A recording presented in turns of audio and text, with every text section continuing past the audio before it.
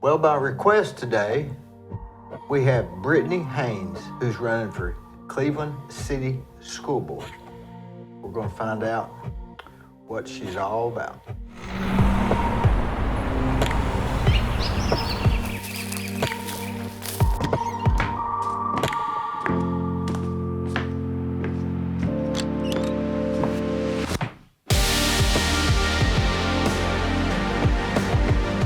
Still have the same The thing. old school ones. Yeah. I remember people taking them in the 80s and 90s. Yeah, you had to unfold them and Yeah. everything. Have you been in the Cleveland area or greater Cleveland area for a while? I have.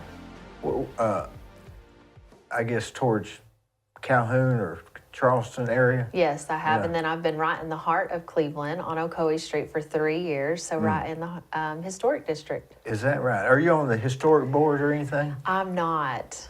They do wonderful work, though, and they run a very tight ship. They run a tight. I've been before them twice, I think. And yeah, it's a tight ship. You can't cut any tree. Are you on the tree board or anything? I'm not, but I'm familiar with their work. They're strict too, aren't they? They are.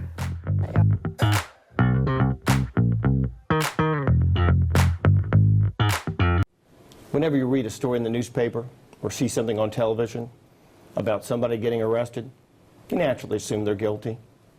Unless the story's about you or someone you love, then you'll think differently. And you'll want a lawyer who will defend you. My name's Scott Canavis. If you or someone you love has been charged with a crime, call me. I'll return your phone calls, I'll work on your case, and I will defend you.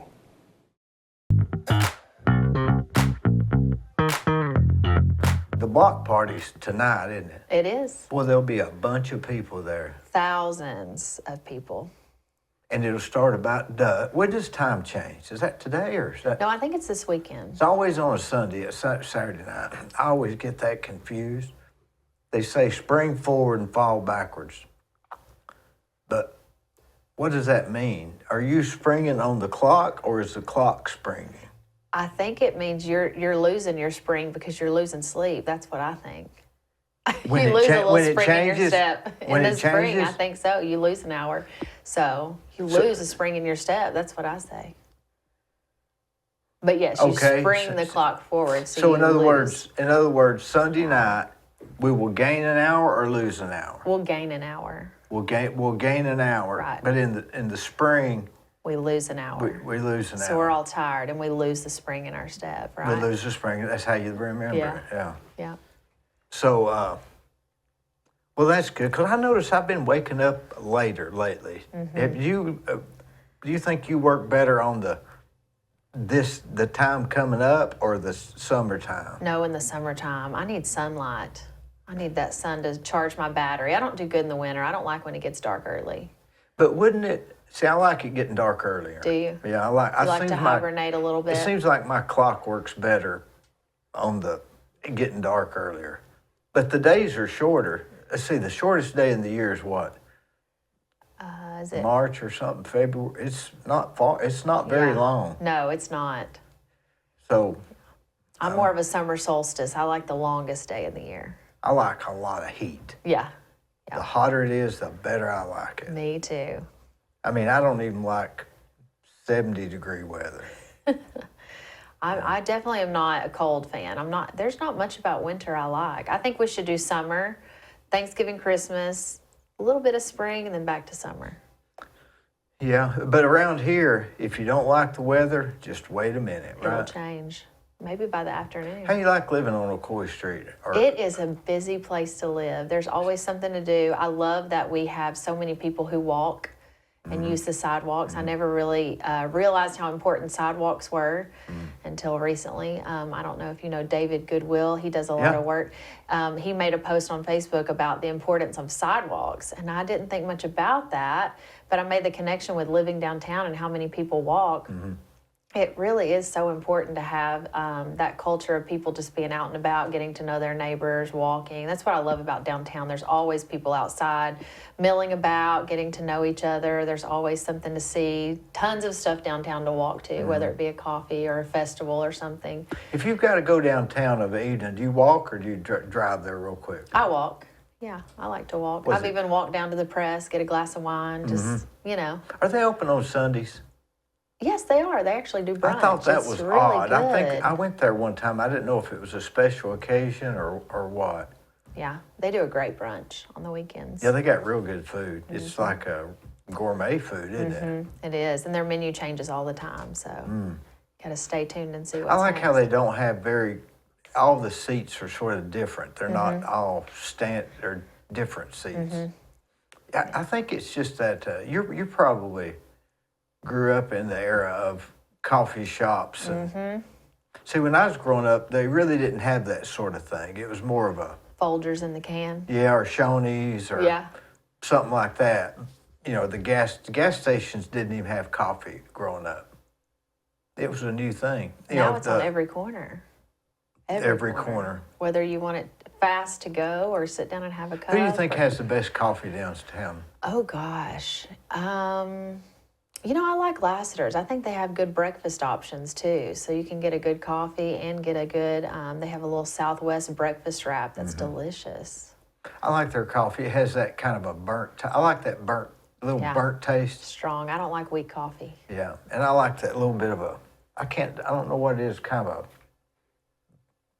burnt taste or something. But it's Yeah. good coffee. But Yeah. it is strong, isn't it? It is.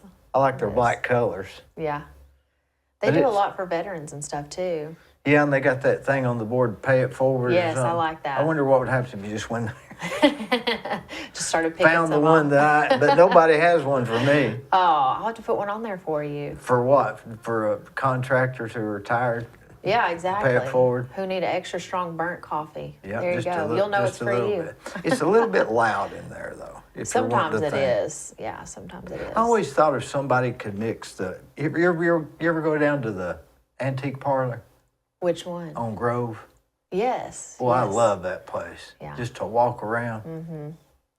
And sometimes I go into places like that just to make 2 or 3 phone calls and don't know anybody, and I can just stand there and talk. I went to the Hobby Lobby today, and I was back in the sewing department, and I was on the counter like that, and I was talking to the stonemason, and it's just an odd place to be, but it was quiet. There wasn't It's hot nobody out. there, and it was air conditioned, and And they're not going to eavesdrop because There probably weren't- they someone didn't shopping for thread doesn't care about your conversation. they had no right? clue. They had no That's- interest in me being there. I've pretty noticed smart. people in there were just a little bit. You could tell they all wanted to work a jigsaw puzzle. That's a good way to put it. I would mean, they agree with looked like that. they were all real comfortable at watching a movie or something. Yes, very relaxed. Yeah, like they just wanted to go home and Yeah. crochet or something. No one's in a hurry. I Not get like along with the those grocery people store. real well, Yeah. even though I'm kind of rushing. That's where I bought that candle. It's called Barbershop. I don't know how they. What does a barber shop smell like? I don't know. It smells sort of like a manly baby powder or something. But I always wondered if you could combine, if you had a coffee shop inside Hobby Lobby, you would have the traffic. Oh, they would never leave. Because it's the same people. You ever think about that? It's the same people. Like Well, if I you didn't know until I talked to you that people do business in Hobby Lobby. So if you could get a cup of coffee, go back to the sewing department, get your business done. I think they're missing an opportunity here. They are. It's really they got candy bars at the checkout thing. A little devotional if you need an encouraging Oh, word. yeah. If you have Well, they've got a business deal goes south, They've got everything in there: pens, They do. pencils. everything. I noticed they had a real good leather stuff. If you were going to do like make a billfold or something, but that stuff's expensive too. It's like $10 for a kit to make a keychain. It is. And have you walked down the model car aisle? That stuff. And the model trains. That stuff makes me a little nervous. Too Intricate. intricate. I'm more of the folding table that you could draw on or something, Yeah. Glue that sticks Yeah. threads or something. I mean, it truly is a place for hobbies. I mean, there's so many things that you can get there, and And they got good buys too. They got stuff that's cheap and on sale and bulk stuff, and What do you think about them putting their Christmas stuff out right after 4th of July? I'll tell you a story. I went down to, when I was, I was close to the antique parlor, and I went to that grocery store that was behind it called the, used to be Bargain Barn. So I just went in there, and I'm in the frozen food section talking to somebody. And so I looked over, and there was some boxes that had Christmas Little Debbie's. And I thought, boy, they've got those out awful early. But I bought a box, and so after I'm leaving, I'm eating one of those carousels, I think they're called. And it dawned on me that was last year's cookies. You thought you were I thought early. they were early. It was last year's. But you have to get I those ate- Christmas tree cakes early. They I sell out. ate 6 of them. Oh, All at once. before you realized they were Before out I of even got out of the parking lot, I just inhaled them. date. But Well, you're they're still good. here, so They don't. They're They make you feel real full. But I was just craving them for some reason. yeah. Well, you have to get those Christmas trees early. So I think you were onto something. They sell out. People go crazy over I those don't know. It's just all. Christmas tree cakes. I don't do it decorating or anything like that for Halloween or Christmas or nothing. Yeah. Well, just being not- downtown, we do it big for Halloween. That's what I've been doing the last few days, building a pirate ship for my front yard. So So what road do you live on? I live right on Ocoee Street. I live Oh, about Lord. one house over from Centenary, so we kind of get the people trickling Is that over the to big Centenary. yellow house? Was the big yellow house? No, I live in the white one. You know where the yellow one was? I guess Teresa Evans' whole house. I'm not sure which one that is. That's probably been 10 years ago. Time flies. I'm right at the crosswalk, right at the Medlin Hall parking lot. Does the traffic get up? Does it stop around 10 or does it just keep going? The trick-or-treaters? No, I mean just on a regular night. Oh, no, that's when everything gets fired up. That's when you have all the sirens and all the exciting stuff. I would say traffic doesn't die down on Ocoee Street until after midnight. My grandmother lived on busy. Harrell, and that's where I stayed many nights. And you could hear the train. Do you still hear the You train? can still hear it, yes. Well, I you love can. that, don't Especially you? at night. I do love that, yeah. What about the crickets at night? Or katydids? Do you hear them any? They're harder to hear in the city. They used to could hear them more. Yeah, they're harder to hear. It's such a sweet place downtown, though. I'm sure you have good memories growing up there. Harlow's busy, too, especially with Deer Park right there. Oh, yeah. Well, see, we walked to Deer Busy. Park all the time. It was totally different then. Yeah. And I forget how it got its name, Deer Park. Yeah, I'm unsure. It was some kind of a where deer stayed, I think, is what the story was. I reckon. May have something to do with the water there, the creek, maybe? Yep. Probably so. Do you notice different people go to different places a lot, like Hobby Lobby and the Bargain Barn and then the Lassiter's. They'll have a little different type of people at Lassiter's versus, what's that one on the, what's that other one? It's up from, closest to the courthouse, not Lassiter's, but the other one. They sell T-shirts in there. Is it the one in the Terra Running Company? Yeah, what's the name of that? I don't know the name of that one, but I went there this morning for the second time, and it was really great. And it was buzzing this morning, people in and out. They got a was comfortable good. couch. They do. They have lots of different seating options. Yeah. Yeah. But You have Bond Life down on Keith Street. We have lots of good local. I just can't get into Bond. It's places. just those It's a- metal chairs on the concrete. It's just, It's kind of a Brum, college brum, brum, college brum, brum. hangout. Yeah, kind of a college hangout. A lot Yeah. of people work there. I see people working with laptops and stuff. yeah. I just like a little more quieter place when I go. Gardeners used to be pretty good, but they get to where they're so busy. Oh, they're busy, especially around lunch. Ocoee coffee is good.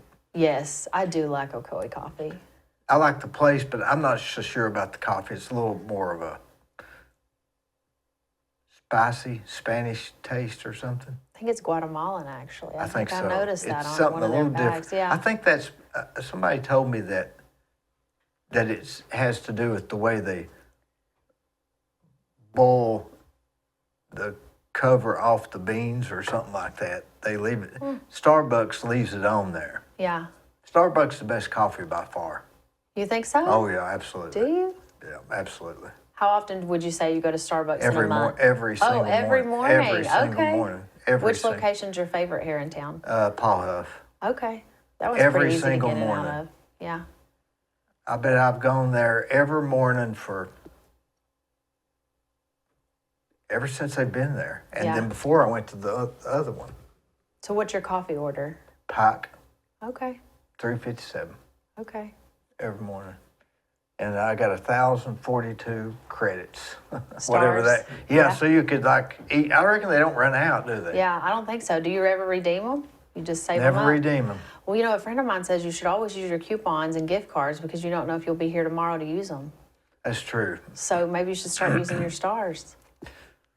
Well, I probably should. I'm going to start. I sort of have a little bit of OCD, so I've got it scheduled in January. Okay. You got any interesting. OCD? Not off the top of my head. No. None. Boy, it's a real curse. Is it? It's a curse. Huh. I mean, I'm pretty OCD about my house. I don't like to go to bed if there's dishes in the sink. That's not OCD. Okay, that's probably just type A personality. OCD is when the dishes are in a line. Okay, no, I don't think I have that. I just think I have type A personality. I want to be prepared for the next day. Speaking of people that like to do certain things, what possesses you to want to run for school board? And I could care less. So back in the spring, I was at a dinner party down in the historic district, and I heard that Krista McKay was not going to run for re-election for the District 2 seat. So that left about 2 days to do the paperwork. And of course, I spoke up and I said, what are the requirements to be on school board? And they said, well, there's really not any. Just, you know, if you're willing to do it. And as a previous educator, I taught second grade and kindergarten, and I have a student at Cleveland High School. I thought, well, I'm qualified. I've got some experience, and the decisions being made matter to me. They affect my home. So why not me? And so didn't leave a lot of time to get a party endorsement, so I ran as a write-in candidate, which was hard. A lot of old school campaigning, knocking on doors and getting to know my voters and passing out cards and telling them to take the card into the poll with them so they could, you know, type my name in the machine, which is very challenging, especially for older people. Those machines are tricky. And so that's kind of how I got started. Because you can't write it in. That's you have just to type it. that's tricky. What if they put the wrong name? Well, and that happened. So I had. So you get that count or not? No. Well, Those are discretionary votes. Like if they leave off your first name and only put your last name, or put your last name, leave off your first name, if they type it in the wrong spot.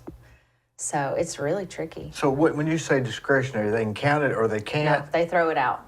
Boy, that's not right, because you know the intent. Right. Yep. So like, for See, now, example, if to they me, just that- wrote Brittany, Yeah. you know, they know I'm the one running as There's a writing not four, candidate. unless but there was they 3 couldn't- Brittany's running. Yeah, but they can't count it because it wasn't first and last name, or even if it was in the wrong spot.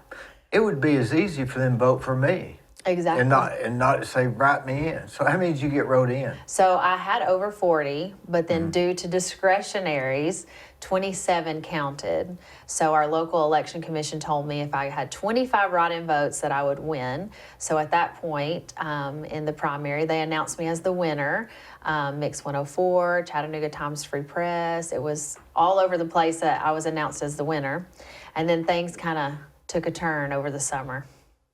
So how many votes won?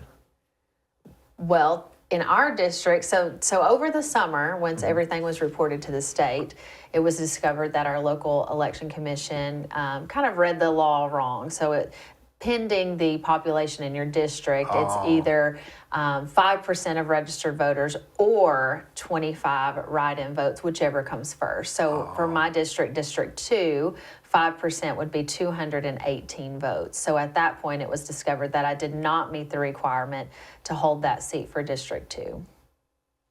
So then they retracted their statement and said I was not the winner. Well, that was a blow, wasn't it? It was very disheartening. Golly, it's like winning Miss America, and maybe not that bad, but doing their remember when the guy read the wrong name? I think I do remember that. Yeah. And yeah. Yeah, it was like having the flowers Yeah, ripped out of my hand and right. So I know. the tiara taken back. I mean, it was to you because you'd worked real hard for it, I'm sure. Put months and Oh, yeah. into giving up Lots this of and door giving up. knocking and lots of social media, time on social media, just trying to get to know people in my district. And, you know, a lot of people say, oh, yeah, I'll vote for you. And, you know, whether they make it or not, maybe they forget the card, they can't remember your Yeah. name. There's so many factors, whether Yeah. maybe they couldn't work the machine correctly. Maybe they just got busy that day Yes, and and didn't just- actually go. Yeah, completely So how forgot. many? So you're running for which district? So District 2, which is around Centenary, Harrell Avenue, 8th Street, Lee University, College Hill. So basically it's the areas around Arnold Elementary, Mayfield Elementary, and then a little bit of Blythe-Bower Elementary. That's a good Those district. neighborhoods. All the It's the heart of Cleveland. It is. You know, my home's 105 years old, so it's really the heart of Cleveland. It's what Cleveland was built around. So much history there. Have you voted at College Hill? Have you been up there? I've not voted there, but I have campaigned there the last couple Saturdays, and last weekend I attended a trunk or treat there. They're really trying to revitalize that area. Boy, I went there and voted. That was the most organized, clean, efficient place I think I've ever been. It's I don't been know who's great. running it, but they're doing a good job. I've been hearing that people have waited 2 and 3 hours downtown and at OCI, but then they go to College Hill and they're in and out in less than 30 minutes. You're in that. They make you want to stay. Yeah. Yep. They did a little activity there. Well, not an activity. I guess it was an event there. A couple Saturdays ago, they gave away T-shirts. Anyone that voted, I think it was the first 100 voters on Saturday morning, got a T-shirt that said, "I voted at historic College Hill." And so a lot of the people in the neighborhood, the older people or mature people who had actually went to school there when it was a school, you know, they went and cast their vote and got a picture by their picture on the wall from when they were in high school and got a T-shirt. So it was kind of nostalgic for that area. Yeah, I think I know a lot of people that went that went to school. I think they had a basketball team and. So it's great that they're trying to rebuild Sure. that and make it nice again. The park there's great, but yeah, it's very clean. The neighborhood's clean. How many voters are in the second district? So in the second district, man, you're putting me on the spot. I mean, But is it like believe 10,000 or 2,000? no, it's less than that. I believe registered voters is somewhere around 5,000, if I'm correct.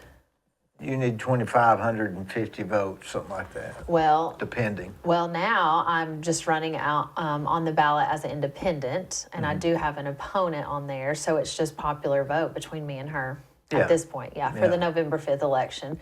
So Which is Tuesday. it is Tuesday. Early voting ends today, and then election day is Tuesday.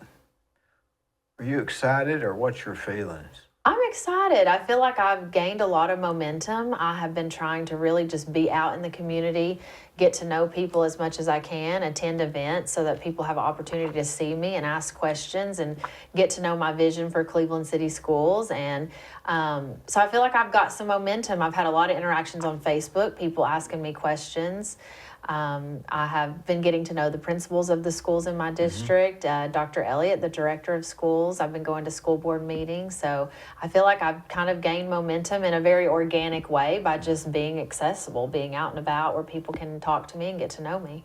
You're a good speaker. Well, where thank you. did you learn that or where did you get? You know, right after college, well, while I was in college, I actually sold books door to door, which was cold calling sales, which is the hardest form of sales you can do. It used to be a little bit easier. So I attribute a lot of my success in life to, you know, knocking on doors, just trying to sell books in college. And then I had a short stint in radio. If you remember Alive 95, Mike and Ed in the morning. You remember that, I worked Gwen? there. Mike and Ed in the morning. I don't know if you See, remember that. So that kind of gave But me you're a little not bit that of old, are experience. you? I'm not. I'm not 40 yet. Close, but I'm not there yet. Where did you go to college? So I went to Cleveland State. Mm-hmm. I say I was on the extended plan there. It's a 2-year college, but I stayed for 3 years. It was easy and it was affordable. Yeah. And I didn't want to leave. The staff and teachers and everyone was great there. And then I went to Covenant College. I stayed there for a year. Where's Covenant? So that's on top of Lookout Mountain. Okay. And then I actually had my twin boys. So I have twin boys, they're 15.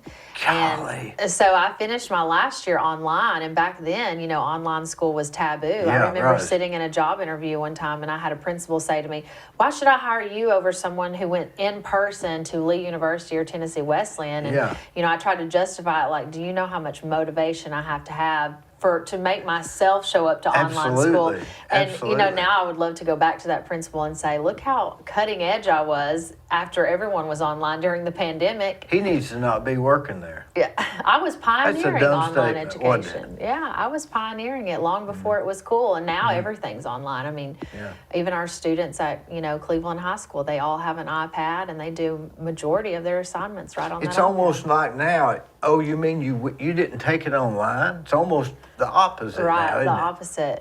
But I did my student teaching just like everyone else in a local school and put in the same time. I had to take the same state praxis exams to get my teaching license. So And nobody pushing you too, I guess. exactly, all self-discipline. So, yeah. So I say I graduated online before online was cool. Yeah. I thought, well, who was that had that song? Reba McEntire? I was country before Yeah. country was. Yeah. You're too young for that. I remember that. I remember back in the 80s What was and your 90s. graduate? Did you graduate in marketing or something? I did in education.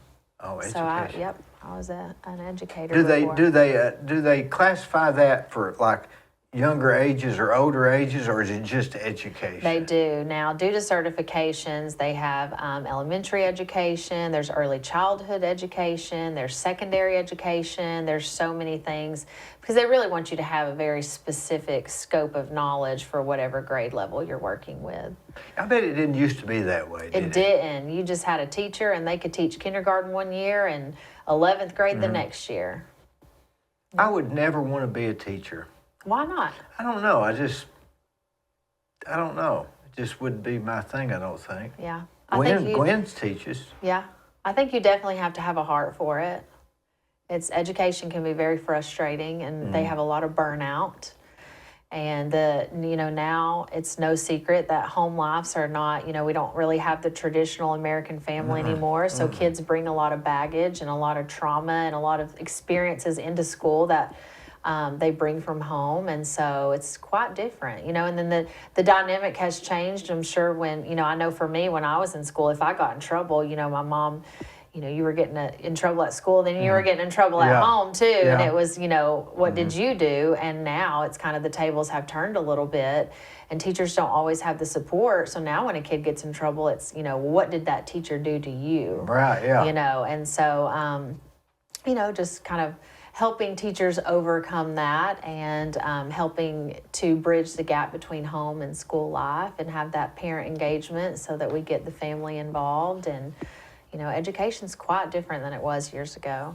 Can you tell if a student's had a bad day the day before or something, or has a rougher home life? Oh, for sure. When I taught kindergarten, I had a little boy, and he was in a very abusive situation. I mean, and like physically physical abused? abuse, and I could Golly. always tell if he had had a bad night or a bad morning because he couldn't write his name.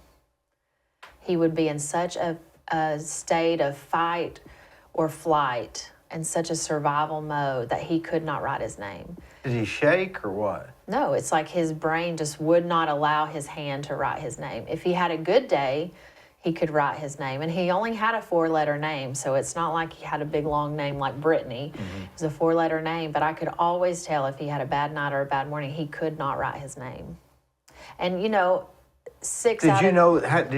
then he was in an abusive situation? I did. So yeah. so that's how can you deal with that? There's nothing you can do except just. It's so hard, and now we have trauma-informed training, which is a huge initiative Cleveland City Schools is doing, where they're trying to educate and equip their teachers to deal with kids who are bringing these traumas into the classroom. 6 out of 10 students by the age of 16 experience some form of trauma, whether it be abuse, neglect, drugs in the home, things like that. And, when they're in such a state of that fight or flight, like I said, he couldn't write his name, it's hard for us to ask them to perform academically. So it's important for us to equip our teachers with ways they can help those students feel safe, maybe refer them to services for mental help, also refer to the Department of Children's Services so that they can intervene in the situation. So just supporting that student and meeting their basic needs before we ever ask them to perform academically. You know, that person that's assigned to be the one to intervene, that's got to be the most important job. Oh, for Because sure. now they've got, I mean, you just got to sense it and sort of try to deal with it. But that person has to actually go to somebody and say, hey, is there a problem at home? We're not Right. accusing you, Right. but. Well, and I think it's hard too because we all have a different idea of what normal is. You know, your mom parented you differently than my mom parented. Right. Maybe your mom was a screamer and screamed at you. Does that mean she was abusive? My dad No, was- she just my had dad- a different way to get her message across. My dad was Italian, Yeah. totally different than. Yeah. And Yeah. so, you know, it's, you know, when people are raised a certain way and they think things are normal, they repeat those things later down the road. And so it's really hard, you know, to, you know, I may think, you know, your Italian dad maybe being loud and having a heavy hand, I may think, gosh, that's really harsh, but for you, that's normal. Yeah, and it was just a louder voice. Right. You know, and which I have sometimes. Right. But no abuse Right. at all. But what you're saying is people are just raised different. So Right. you're putting all these kids in one spot and saying, now what's the average? That's difficult, isn't it? It's very hard. What about Very hard. the number of students in a class? Is that, in some ways, I want to say fewer students is worse, and in some ways, I want to say the more the merrier. So I don't really know. I guess it depends on the particular. Socially, maybe it's better the more.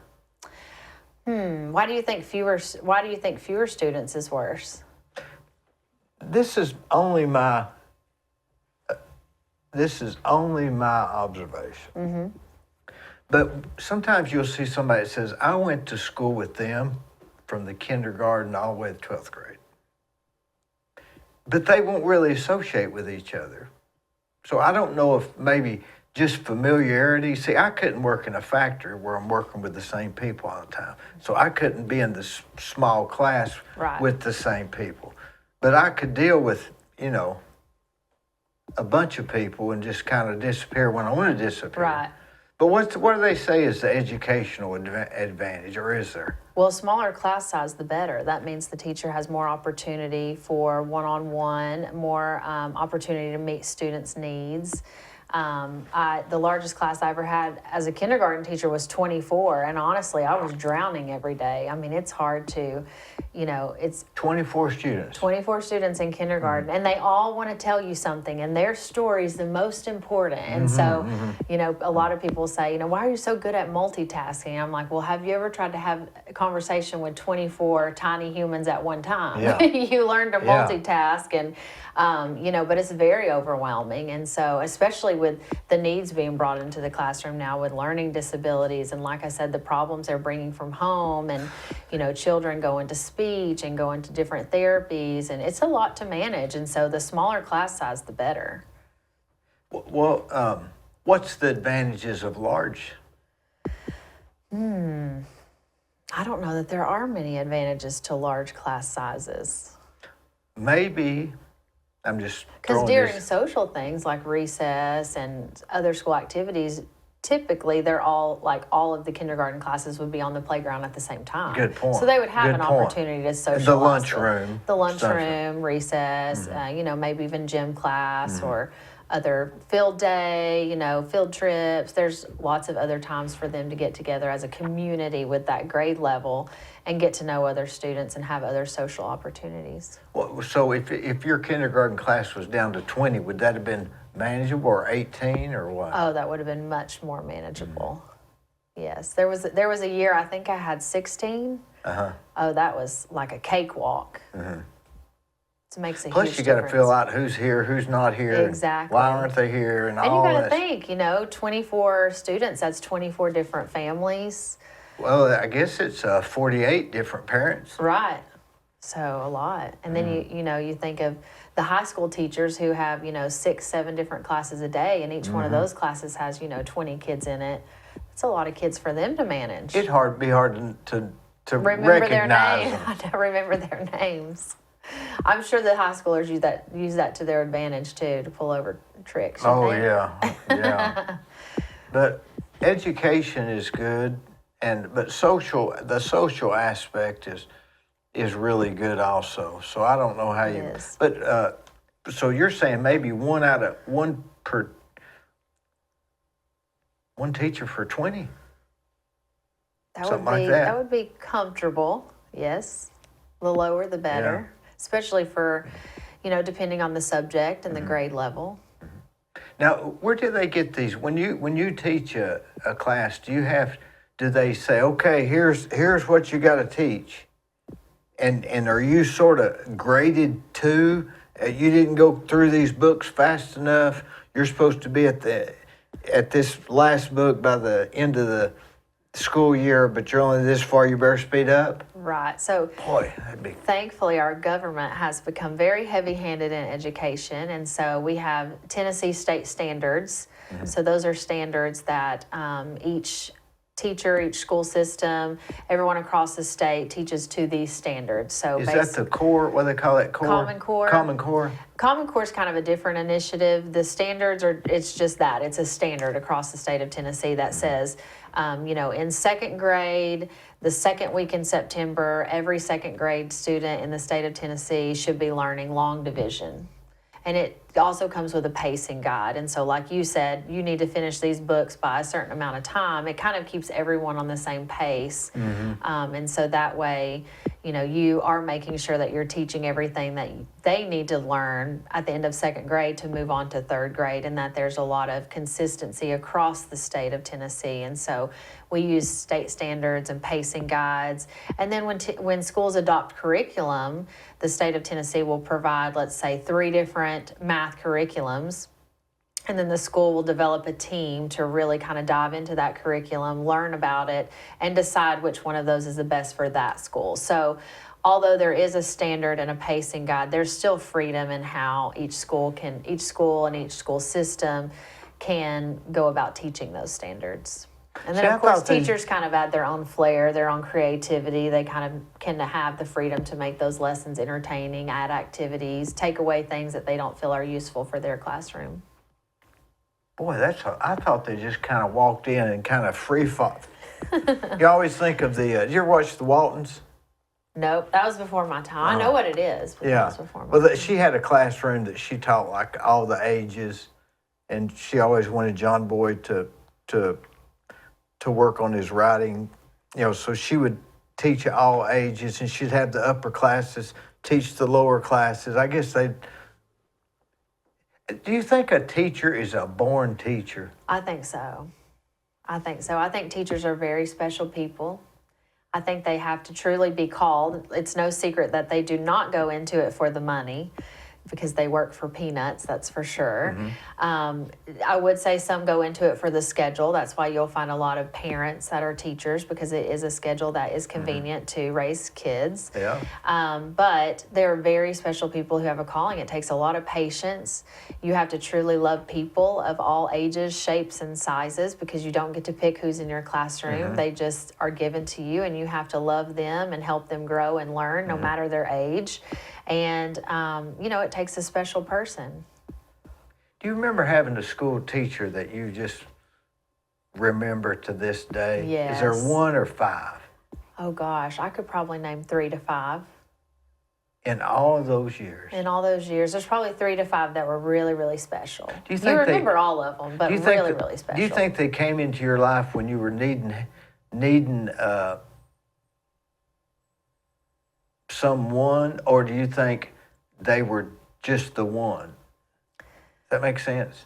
Yeah, I think it's a mix of both. Could it have been anybody that was just halfway decent, or were they just really the right person at the right age? I think that there was really the right person at the right time who took that extra time to really pour into me as a person. I'm sure you can remember a couple of your teachers and how they just really took that extra time to pour into you and make you feel loved and encouraged and safe and like you could do anything.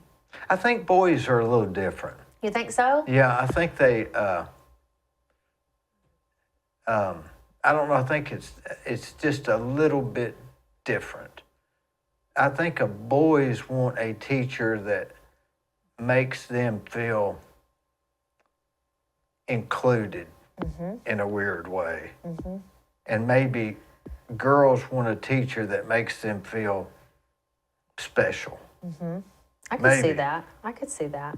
And I guess people are going through puberty and stuff. They're all over the board, right? Well, in all of my experiences in lower grades, when those kids are smaller and they need that more nurturing teacher, whereas, you know, a high school teacher per se may need to be a little bit heavy-handed, more authoritative, because that's what that age group needs. They need those boundaries and they need to learn how to be independent and do things on their own.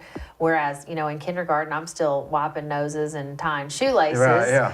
Obviously, someone who's teaching freshmen is not, you know, they're not tying Yeah, shoelaces right. and wiping noses. They're teaching them how to become independent and really kind of prepare them to be an adult. So different perspectives. So when I speak, I'm speaking more of an elementary school perspective. But I taught second grade for a few years, and I loved the boys because it was a great opportunity, you know. And they were a little maturing, maybe a little more than the girls at that age, right? Right. Maybe. And maybe it's a little, you know, cliche, but, you know, Yeah. you'd have that boy on the playground who just thought he was the fastest Yeah, runner, and yeah. he'd come over, Yeah. watch me run, I'm Yeah. the fastest, and you'd say, oh, go, you know, and then you'd say, you were the fastest. I've never seen anyone run this fast, you know, and then the rest of the year he's, Yeah. I'm the fastest runner in second grade, you know, whether he was or not, you made Right. him believe he was. Yeah, you made And him so feel maybe good. that's kind of what you're saying. The boys need kind of that confirmation and that, you know, encouragement in a different way, whereas girls need a little bit more of that loving. I tell you what happened to me in first grade. They had they got where they had a milk break every day, and so my dad was dropping me off one morning. And I said, they have milk break during the day. He said, yeah. He said, do you drink milk? And I said, no, I don't have never have a nickel. And so the teacher would bring it up. Dee doesn't have his nickel today. Really, Major. Her name was Miss White. Yeah. So the next day, my dad gave me this card, a little cardboard card, and he had tape on it, and he had nickels under every tape. He said, so here's a card, and every day take a nickel off. So I went to school, and I showed the teacher that I had my nickels. And she said, look, class, Dee's dad had to give him a card so he would remember his nickels. Embarrassed me to death. Yeah, she wasn't a very nice teacher. I mean, can you you remember imagine? her for the wrong reasons. First grade. Can you imagine that? And why not just say, that's nice? Right. Why bring it up? Why even bring it up that I didn't have it? I never will forget that lady. Yeah. So some teachers you remember for the wrong reasons. I mean, what would be her point in that? You know, I tell my kids that sometimes adults show us how not to be. Mm-hmm. Sometimes that we just have adults in our lives that show us I how can't look not at to a be. cardboard thing like that to this day not without think about thinking, it. That's funny. And Or that's why it's Scotch. so important to think about our words and think about our actions, even as adults. You know, you think, you know, words don't hurt. Her words hurt you. Do you You think still that, remember that do you later think in life. 70 years ago or 100 years ago, that to teach a teacher how to deal with kids, besides the education part, the reading and the algebra and the long division, besides that, would how to deal with them be the same? Or have we learned how to not ask them about that, you know, the nickels on the card? You know, I think at the end of the day, you just have people who are in the wrong career. You know, you have people who thought they wanted to be educators, and then once they get into it, they don't want to be educators, and their heart's not in the right place. I mean, we run into people like that everywhere. You can go through the drive-thru at McDonald's and get an angry person who, you know, you just say, "May I please have ketchup?" and they throw it in your car. Yeah, at best. Yeah, and so I think we just run into people who are just maybe on the wrong path in life, and they're just taking out everyone who's in their way. Because that's not going to be necessary. They're not going to say, hey, it's time for your 3-day orientation, how to talk to kids about their milk. That's not going to happen, right? Yeah. Yeah, so I think you just run into, sadly, she probably maybe shouldn't have been a teacher. She's dead now, so. Well, maybe one day in heaven you'll cross her. I'll cross her, yeah. I know her granddaughter. I won't say who it is, but every time I see her, I think of that. You think of that, yep. So we've even got how teachers have to be in the class. But what you're running for is the overall supervision of the teacher you're not even going to get into the classroom. No. Not even into the principal. You're just sort of setting, what, policies or standards or what? Yes, exactly. So basically, the school board only has one employee. Do you know who their employee is? I have no clue. The director of schools. Is that Cash? That is for Cash? Bradley County Schools, Okay. and then for Cleveland City, it's Dr. Elliott. So the Board of Education has one employee that they very tediously and carefully choose, and they put all of their trust into this one person to basically oversee the school system. And so the school board obviously makes decisions on things and issues that are brought to their attention.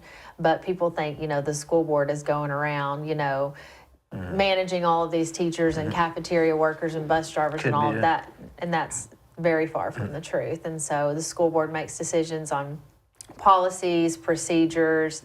They also take time to study the laws, make sure that our policies are aligning with the laws and that we're doing things the right way and appropriately. Yes. And so they're a huge part of the big decisions, but the biggest decision is hiring that director of schools who answers to the school board, who then in turn oversees the transportation, the finance department, the teachers, the administrators who That's oversees a big all job. that. It's a big job. Golly. It's a big job. Can you imagine that job? It's a big job. And both Linda Cash and Dr. Elliott both do a wonderful job. We have some great leaders here in our county.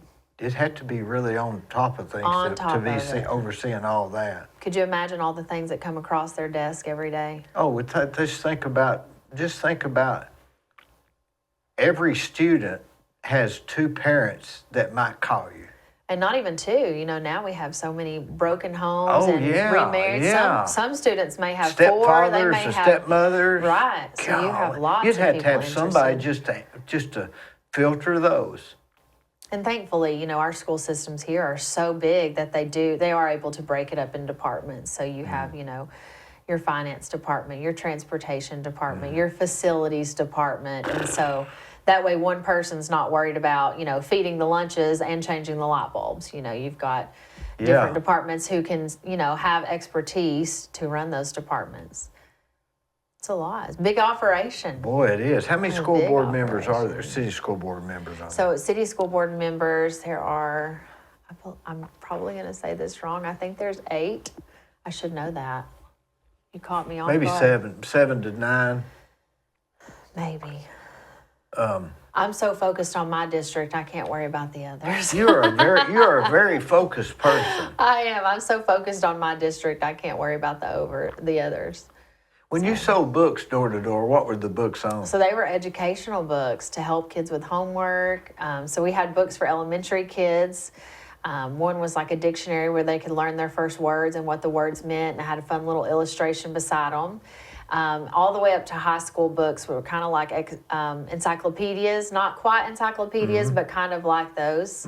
It was kind of on that cusp of the internet wasn't quite as accessible as it is now. We were still depending on books for a lot of our information and research. They were very expensive. Like how much? Like a set of the high school books, the research books, were around $400 or $500. How could you sell that? It was, they had a whole formula. So they sent us to sales school in Nashville. You learned how to approach the family, how to hook them in, sell them on the books. You learned how to close the sale. It was very old school, just just straight sales. Norman Vincent Peale and all that stuff. It was. Power of positive thinking. Exactly. Yeah. Making a personal connection, you know, hooking them in. Yeah. You know, closing the sale, and then if they backed out, you know, closing it again. You could go. That wasn't you, was it? I actually loved it. It's kind of addictive. You know, you'd sell 2 sets of books that day, and then the next day you're like, well, today I'm going to sell 4. And then, you know, the next day you might only sell 1, and you're like, gosh, I got to get back to the 4. You know, it's a numbers game. You might talk to, you know, 200 families a day, but you may only sell. Cold calling sort of thing? Oh, cold calling. Yeah. Golly. You may sell, you know, out of those 100 families you talk to a day, you know, you may sell 8 to 10 sets. So it was a lot of work. It was cold calling until you got the nosy neighbor. You know, you'd say, oh, Dee, do you, now I know, I saw a red car next door. Now, if I were to go over there, who would I ask for? And you'd say, oh, her name's Sharon. She's got 2 first-grade students. Now, on the other side, now that's Tim. He's got high schoolers. Yeah. And so in 30 seconds, you've already told me the next 2 houses have kids in school. Then you may say, now the next house down, don't even bother them. That's Pam, and she hasn't had kids at her house in forever. She takes a nap at this time of day. So then I'm making a mental note, well, don't stop at Pam's house. She doesn't even have kids there. Yeah. So, you know, you kind of learned how to get the information you wanted. How much would you make off a set of $400 books? Oh, gosh, I don't remember. Like $150 or something?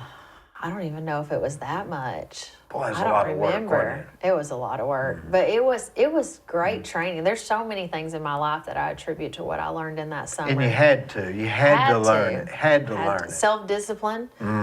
You know, nobody was in your car with you saying, you know, get out there and knock on 4 more doors. This one might be you had to motivate yourself, and you'd have people slam their door in your face. And so, you know, as I've been out campaigning, which is knocking on doors, cold calling. Same thing. I'm doing the same thing I was doing, you know, 20 How did years you know ago. which doors to knock on? Did you get that list? So back in the spring, as a write-in candidate, I was just knocking on anybody who would talk to me. Republican, Democrat, old, young, you know, it didn't matter. I was just trying to get anyone who I could convince to go in there and write my name in the machine. Obviously now I'm being much more strategic. Running as an independent has presented a lot of challenges. Thankfully, you know, I have friends on both sides of the fence, so that's paid off. But being very strategic, you know, getting that voters list, seeing who's voted that I can mark off, and then kind of strategizing who I need to go and see.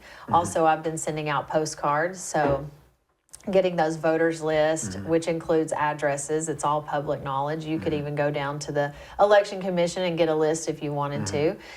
Getting that list and seeing who the registered voters are and seeing who hasn't voted. I just sent out a postcard today to a little over 800 registered voters in my district who did not vote in early voting. And so being very strategic about who I'm connecting with, whether it be knocking on their door personally, putting a sign on that neighborhood. Let's say, for example, if 8th Street has 15 houses and 10 of them haven't voted, I'm going to go try to put some signs on 8th Street.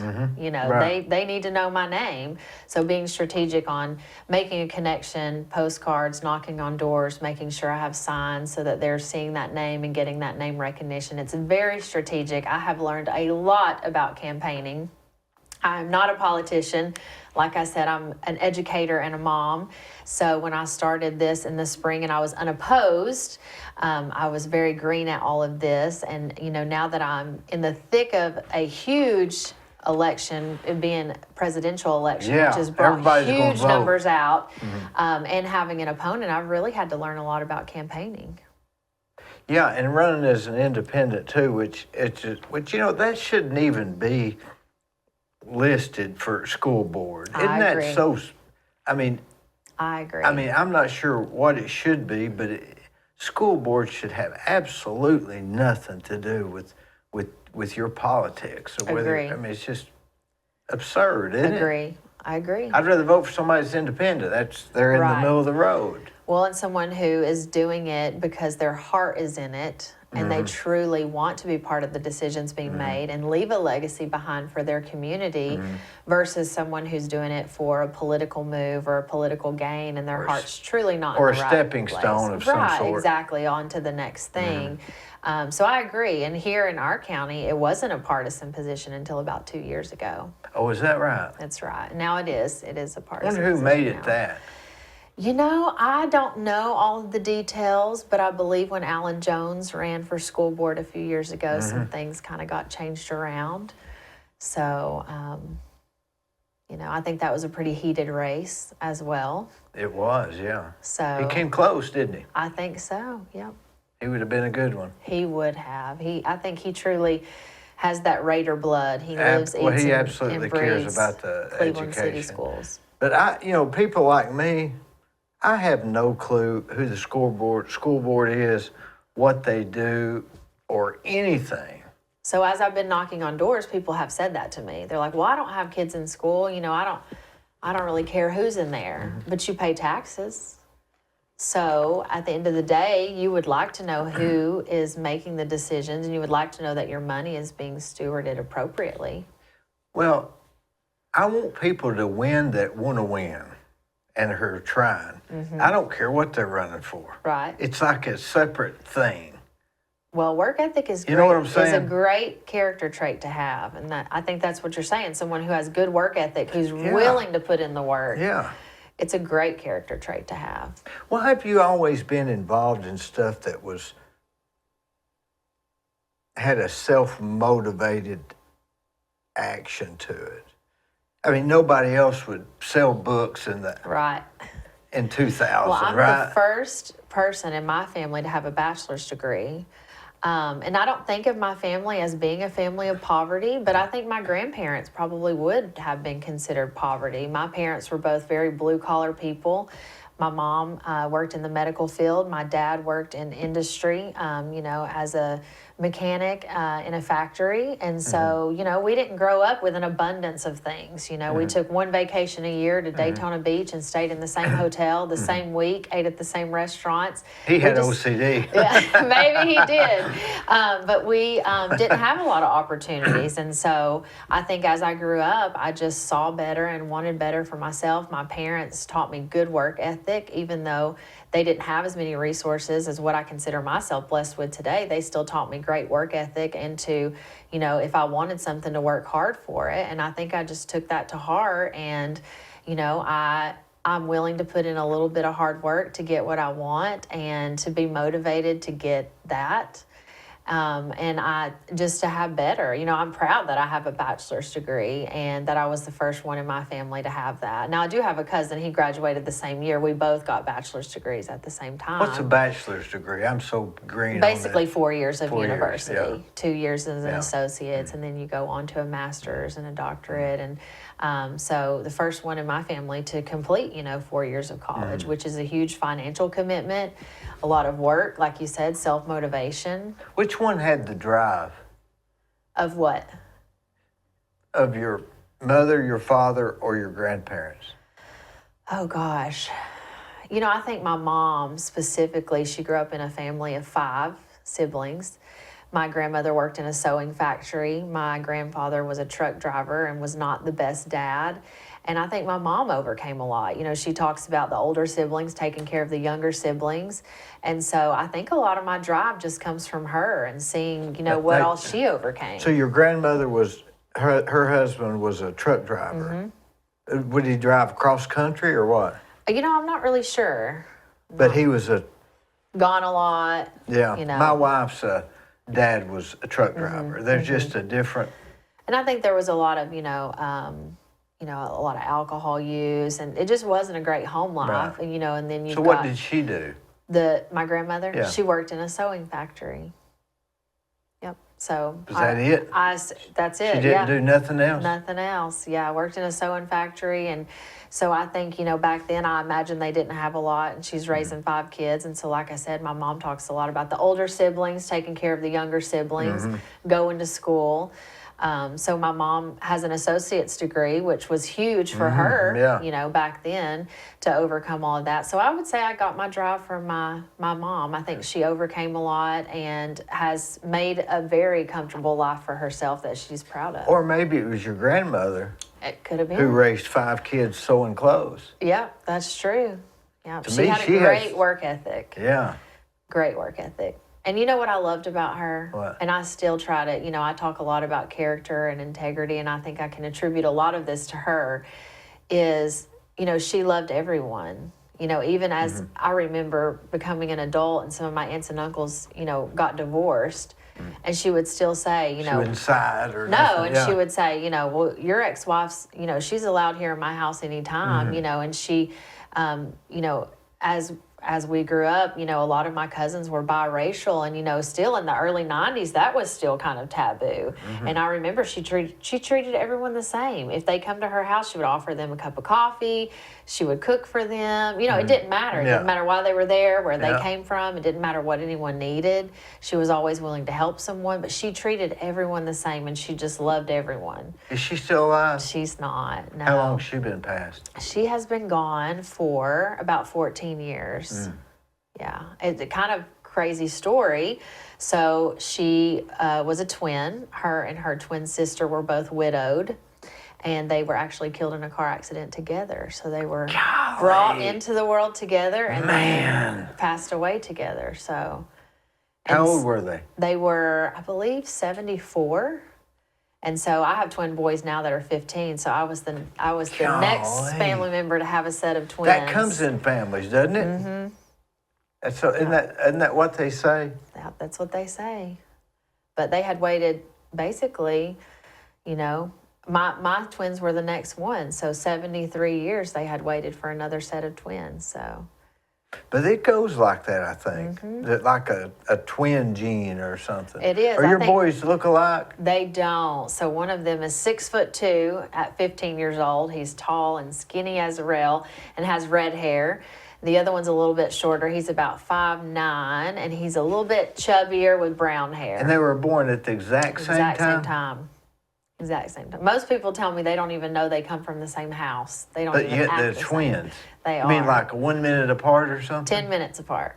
10 minutes? But I say they're as different as their hair color. One has red hair, one has brown hair. As different as their hair color.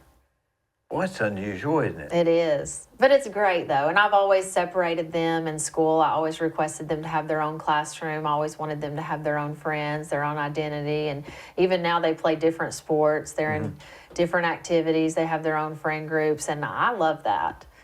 I love that they are their own person, their own individuals. I look forward to seeing what they do with their lives.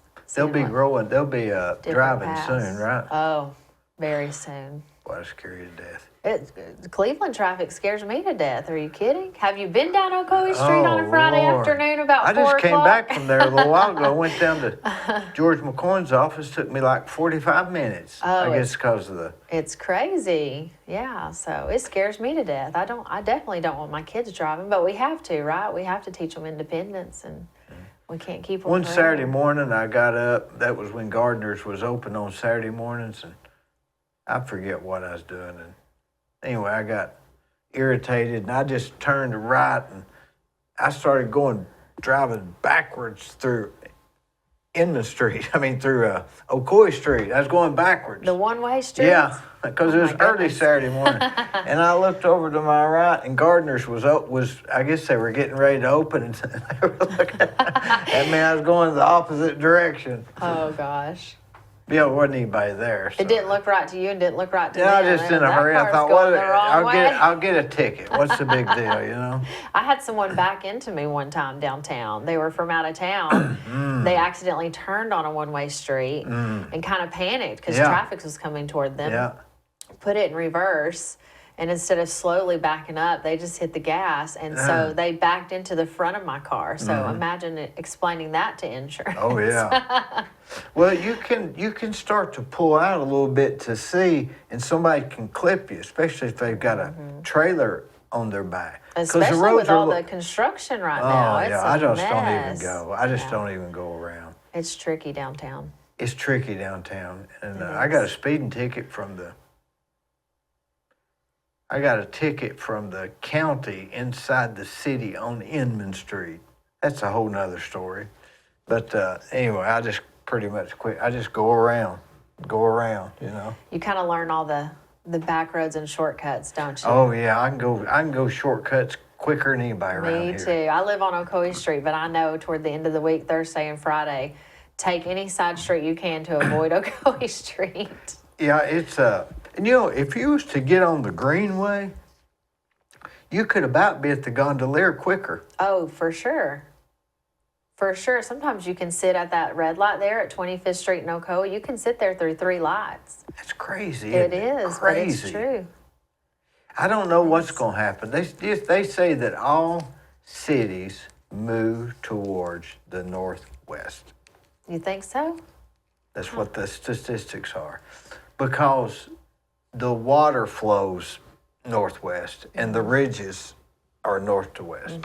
And so cities migrate that way. So that's why Georgetown Road Highway 60 is.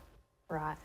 Well, speaking of all the traffic, that's why during my campaign, one of the things I've been doing is going out at some of the busier intersections and waving my signs, you know, just trying to put a face with a name and wave at people.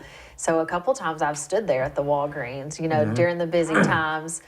Gets a little awkward if someone's been sitting there for 3 lights and I'm still standing there, you know, waving. That's how Jute Miller won. Well, Jute Miller, you don't remember him, do you? no, I don't. He was a good politician in town. Everybody liked him. He stood out there and waved till he won. Yep.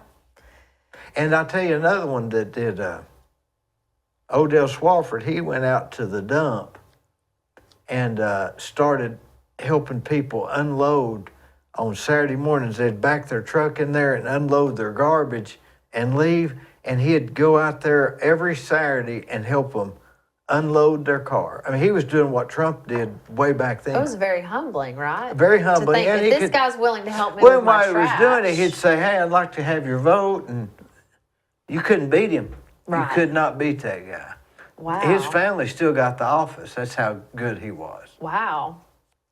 It's very humbling to put yourself out there and, you know, wave at people and open yourself up for conversations. Yeah, and everybody's thinking, what's your ulterior motive? Right. Right. But you have a way of making it not seem you've got an ulterior motive. Right. You just think it's something you can do, and you can do good, and you just Right. want to do it. That's Well, all and it is. I'm willing to put the work in. You know, for example, I was waving signs one morning at Mayfield Elementary over by Lee University. I just went, you know, for political gain to wave my sign, Yeah.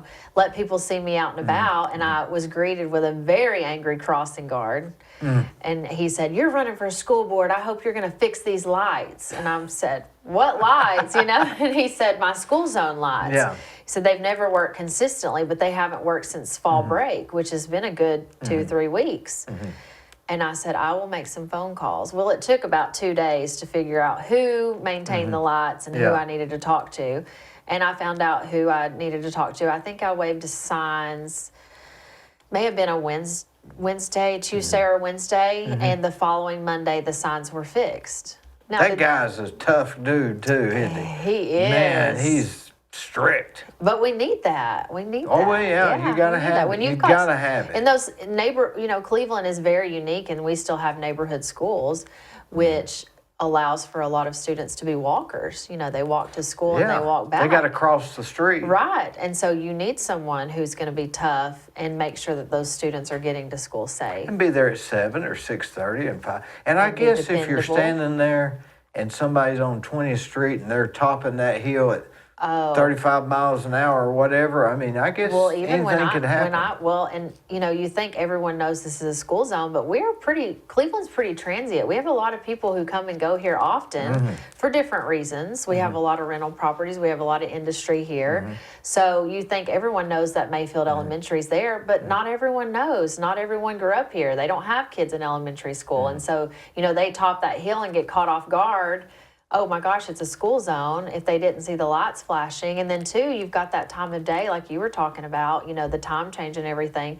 If the sun's coming up right there over that hill, it's blinding. Plus, if the cars are backed up, they're way ahead of the school zone. Right. So that's another thing. So it took a few days for me to figure out who to talk to, but I was able to get those lights on. And so as a school board member, we should be making it a point to visit the schools, talk to people. Hey, what's going on? What can I do to help? What phone calls can I make? That took a little bit of my time, but what a huge difference it made, because how tragic it would be if a student was hit in that school zone. It would be terrible. So it was a we'd never get over it. Yeah, it was a little bit of my time, but what a huge impact that made. And so, I feel like being on the school board would provide an opportunity to do things like that, to be involved and to make a difference. I'm going to do that whether I'm on school board or not. I think I just have, that. But that's what the school board does. Yes, things like yes, that. that's what we should be doing. It can be that minuscule. Yes, and that's why it's broken up into districts, so it's manageable. District 2 is just a couple schools. That's manageable. That's not too much to ask to stop by and say, hey, what's going on? What can I help you with? What concerns do you have? What are you doing good here? That's the thing. Cleveland City Schools has amazing things going on. Did you know that a high school student can graduate Cleveland High School with a pilot's license? I had no idea. Isn't that amazing? That's so cool. And that, they could have a private pilot's license. And I bet they can at Bradley. Bradley has their culinary arts program is amazing. They're doing large event catering, and working with the Pie Center. And it's like, we have amazing things going on in our schools, but people don't know about it. So, bad word travels quick, but are we spreading good word about the things going on? So it's getting out there and having those conversations and bragging about the things going on at our schools. You need to be on the school board. I hope to be on the school board. I hope so. How often do they meet? They meet once a month. They take July off, so they have that off, and then August they hit the ground running. They just had their ribbon cutting for their new education center on Raider Drive. They just got it used to be, what was the bank that was there? Oh, yeah, Cleveland Bank. Forrest Preston gave that to him, I think. Did they? Did he? Okay, I Used to I be don't Fulbright remember. Park. Okay. That's way before your It's time. a huge educational center. I think it's 3 floors now. So everything is housed in one building, which is great. And Hal Taylor is over the facilities department, and he was able to manage most of the renovation of that building. And they actually come in quite a bit, a very significant amount under budget, which was impressive. Do you know if you follow those brick around that building, they come up like this? Only you would know that. Only I would know You've that. got Well, I knew the guy. I knew when they was building it. You've got the But eye they'll for go that. around all the way, and it'll be like this. I don't know how they corrected that. That's interesting. You have an eye for that. I have an eye for that. Yep, you do. So what do people need to do? Just vote for you next They Tuesday? just need to vote for me. How many votes do you need? There's a big fancy equation, but I don't look at numbers because my You need 5,000? drive and my work ethic is not gonna change. I need the most votes. That's how many I need. I need the most. But yes, just getting out and voting.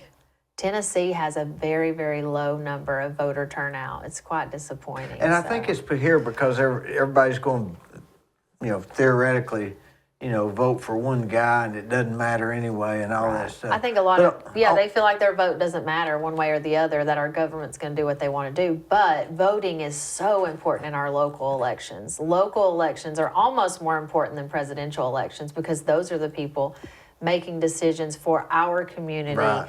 That you see the repercussions of those decisions every day. Every day you see this. So local elections are very important. And you want somebody that's working hard to win. I don't care what they're working. I don't care what they're running for. Yes. Yep. Are you you've got a lot of good things are ahead of you. Well, I hope so. I think hard work and just being honest and protecting your character and integrity in any situation goes a long way. So, and that's. But you have a real passion for education of children, and maybe more so on the younger children, maybe, or at least up through middle of high school or something. Do you ever think you'd want to be on the school board, or is this something new? I did not. Like I said, I was at that, dinner in my neighborhood, and when it was brought up, I had never thought about it before. And I thought, why not me? Why not me? I work hard. I'm willing to ask those hard questions. I'm willing to have the conversations that need to be had. I'm willing to, it is a paid position, but it's not, no one's getting rich on the school board. So it's not for the money. It's truly because I want to make a difference and I want to leave behind a legacy where, 25 years from now, my kids can be talking to someone and say, yeah, I remember when my mom, she helped get that new school going in the Cleveland City Schools, or she helped improve this or improve that. And I want those conversations that people in our community could be proud of what I've done and the difference that I made, my own children and then other people in the community, and it's, like I said, like getting those traffic lights fixed. It was a little bit of my time, but what a huge impact that made. And so given the opportunity to be on school board, I feel like I could leave an impact and a legacy behind that could make a huge difference for years to come. And it's hard work. It's a little bit of work, put the work in, but it'll make a huge difference. And I care about that. If it's not hard, you're not making a difference. Right. Yeah. I used to work with exchange students. I worked with exchange students for 5 years. We hosted them in our own private home. And then I also was a coordinator, and I would find families to take exchange students. And, when they would come to me, there would always be that time in their year where they would, I hate America. I don't want to be here. I miss my family. Sure, everything's hard. Yeah. And I would tell them, great things never come from comfort zones. If you stay in your comfort zone, you never challenge yourself, you never try something new, you never try to change the world, what great comes from that? If we just sit where we're comfortable all the time. Happiness is in victories, not in goals. I like that. I like that. Hey, Yeah. I wish you luck next week. Thank I you really so much. do.